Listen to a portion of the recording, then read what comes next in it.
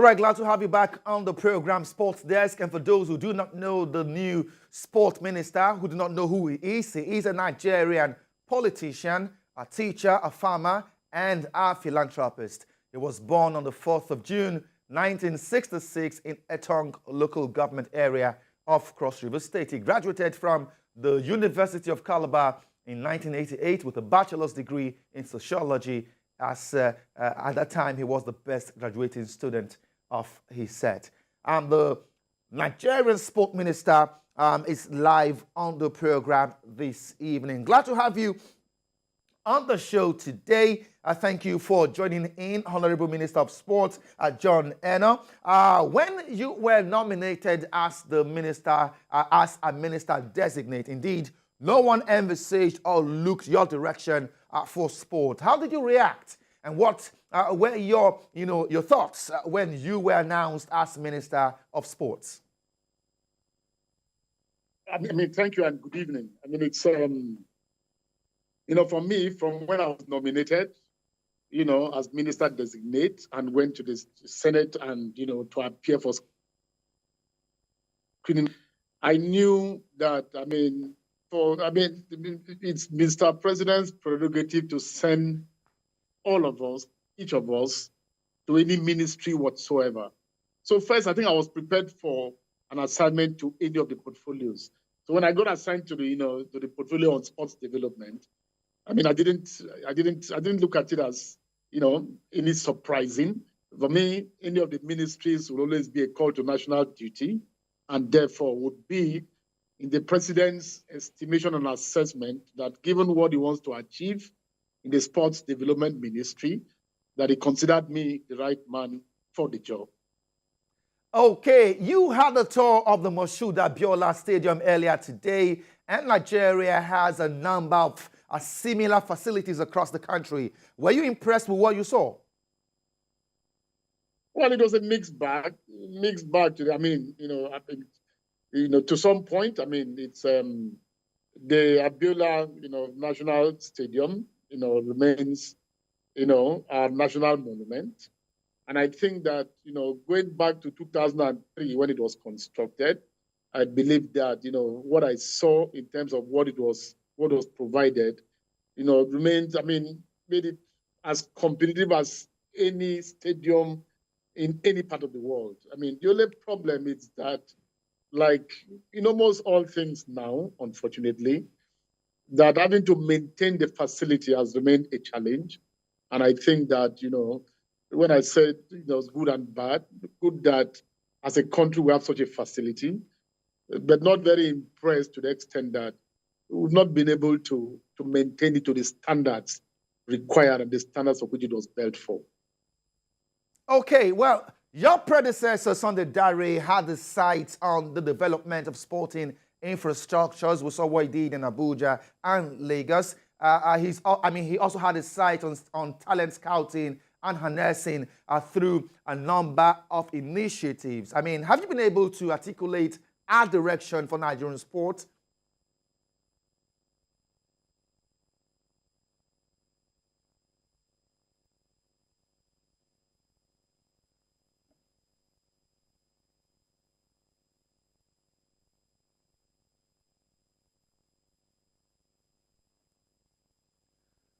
Okay, it's a live situation. We hope to be able to reconnect with the Honorable Minister of Sport. Well, I understand the Minister of Sport is back on the show now. I asked earlier, I said, your predecessor, Sunday Dare, had the sights on the development of sporting infrastructures, talent scouting, and harnessing through a number of initiatives. Have you been able to articulate our direction for Nigerian sports?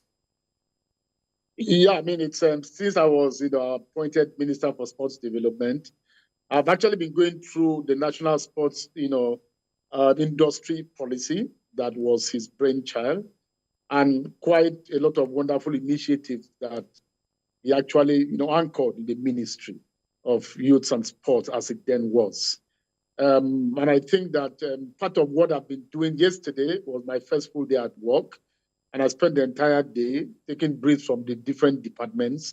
Unfortunately, before the end of the day, I left the office at about 10 p.m. yesterday. I'd finished those briefings. Today I did the tour of the National Stadium.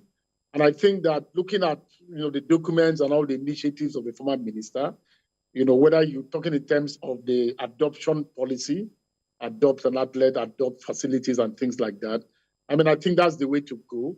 The vision for, grassroots development of our sporting, industry, very well articulated. And I think that by next week, hopefully I'm in Lagos, and I do the same tour of the stadium in Lagos and have an interface with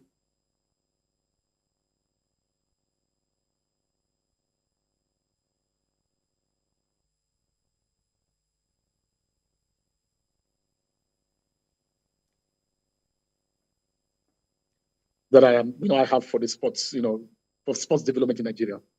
Okay, Honorable Minister John Enoh, I don't know what's happening on at your end. I hope it's not about calls coming in. If you can avert that, that will make this crossing smoother than it is at the moment. Okay, let me ask you this. Sports as an industry is untapped. You just mentioned the sport industry policy document, which you have been going through. Sports as an industry in Nigeria is untapped. What will you be doing to change this narrative? Well, quite a number of things. We are at a point in which we can't continue to look at sports as merely recreational. And I think that is one of the main reasons for this, this document. There are quite a number of initiatives that are going to be pursued.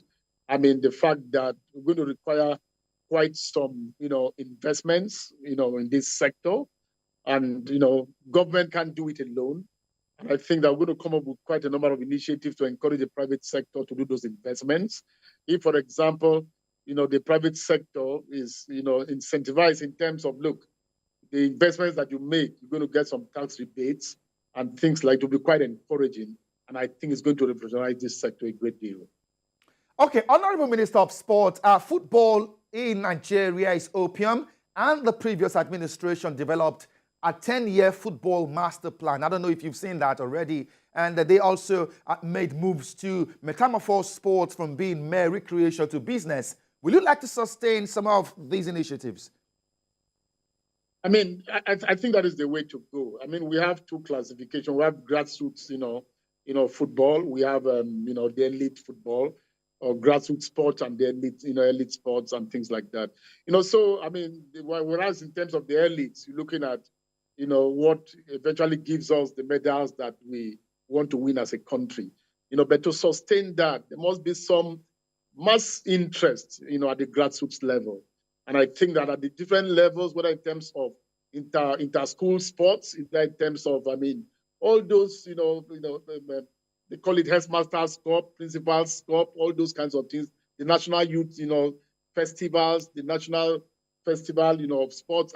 All of those initiatives are the initiatives that we need. And I think that because as the elite sports group exists, it's important to have a feeder that fits the different sporting activities. And I think that, the sports development ministry is a ministry that excites the greatest interest and attention of Nigerians. And I think that we're going to sustain, the initiatives that have to do with having to grow sports, from the grassroots level. You can't grow sports without having to have the required infrastructure at that level, to expose a lot of the teeming youths, a lot of the out-of-school children, you need to get people to have an alternative. When people know, for example, that if they develop a particular sport, they can climb to the zenith of their career. It's going to encourage people a lot. And I think that this ministry is going to be available, for that.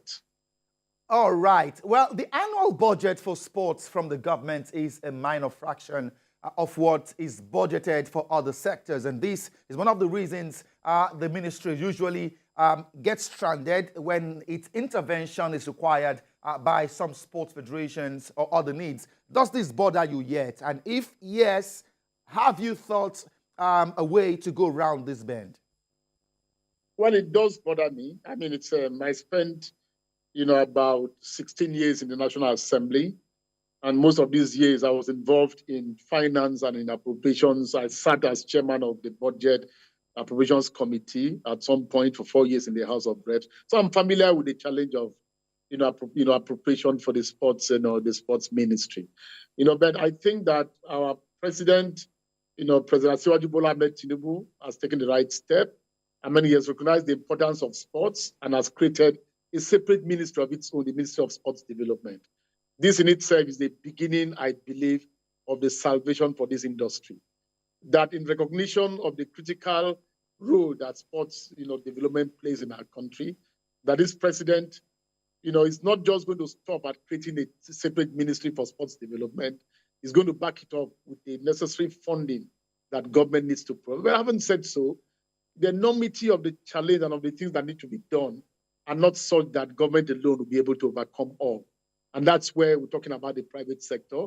And that's where the national sports industry policy, incidentally, it will be for me to implement. And I think that the next couple of days and weeks, we'll be able to set up an implementation committee to look at those aspects and look at what to pursue. And I think that as we sell this policy to Nigerians, as we sell this policy to the private sector, as we come up with initiatives to encourage the private businessman and private sector to buy into it, I think that a lot of the funding challenge and problems will be overcome. All right.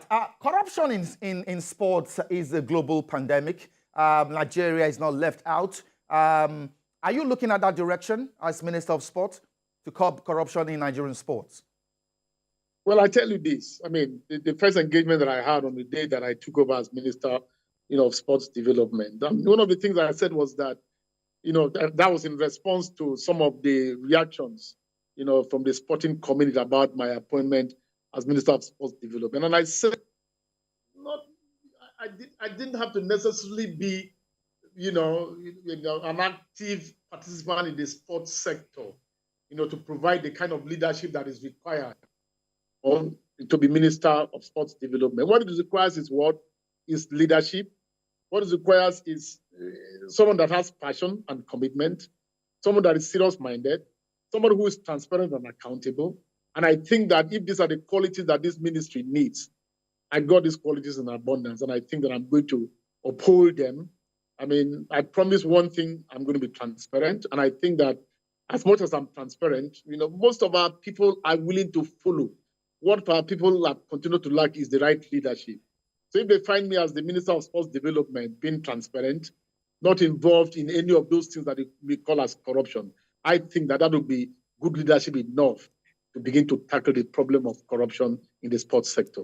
All right, Honorable Minister of Sport, there's been this global conversation about the disparity in pay for men and women. And recently at the Women's World Cup, it was also a huge subject and topic, especially with FIFA coming to say they would want to pay the teams directly from their own coffers. The Super Falcons are at the center of all of this. They've told the NFF to get to pay them their monies. They've been owed for several months and, years now. How would you get involved in all of this? Would you want to ensure that those girls get their monies as soon as possible? Well, if I got you, what I can say very immediately is that there is no aspect of discrimination that should ever be tolerated. Gender discrimination, whatever. It shouldn't be discrimination. Okay, you talk about female football. Certain times when you watch, females play, you begin to imagine whether these are actually females. And that's because of the level of development of the game. And I think, therefore, that not just in female football, but in any of the sports whatsoever, there shouldn't be discrimination. I'm going to lead the charge on that. All right. I want to believe that the Honorable Minister of Sport has been following up with developments at the World Athletics Championships in Budapest, Hungary. Tobia Musan will be in action later this evening in the 100 meters semi-finals, in the 100 meters hurdle semi-finals. She seems to be the only medal hopeful for Nigeria at the World Championships. If she gets to pick a medal and perhaps one or two other athletes get to shine, what sort of reception will they be getting under your administration? Well, two things. One, immediately I was, sworn in as Sports Development Minister. I issued my first release, to the our athletes that are in faraway Budapest, Hungary, letting them to know that the whole country is with them, and that, urging them to remain committed, that, in the first instance, it may be their own personal accomplishments, but that there's nothing else that unites us as much as what they're doing in Budapest. The second is that, for any medal, or any victory that we record, I mean, the Ministry of, Sports Development under my leadership will always be ready and available for a red carpet reception as soon as they come back home. Okay, Honorable Minister, before I let you go, I asked you this earlier, but let me just bring this to the front burner again. The Super Falcons of Nigeria, arguably the most successful female football team in Africa. They were as good as the finals of the World Cup because they narrowly lost via penalties against England, who played at the finals of the last World Cup. Will the Falcons get paid, and how soon will that happen? Well, I think that before my appointment as Minister of Sports Development, the First Lady of the Federal Republic of Nigeria has actually, formally received them and done a reception for them. And I think that if there are any outstandings that need to be sorted out, they will be sorted out because, like you said, they are our, most prolific team in Africa. I mean, I watched their match keenly, and I'm one of those who said, I mean, if we overcame England, I believe that by today we would have become the world champions. All right. Honorable John Enoh, Minister of Sports. This is actually your first live interview on any Nigerian television, and I want to appreciate you for giving us your time on this program today. Thank you so much for sharing your time with us, Honorable Minister of Sports. Thank you. Thank you.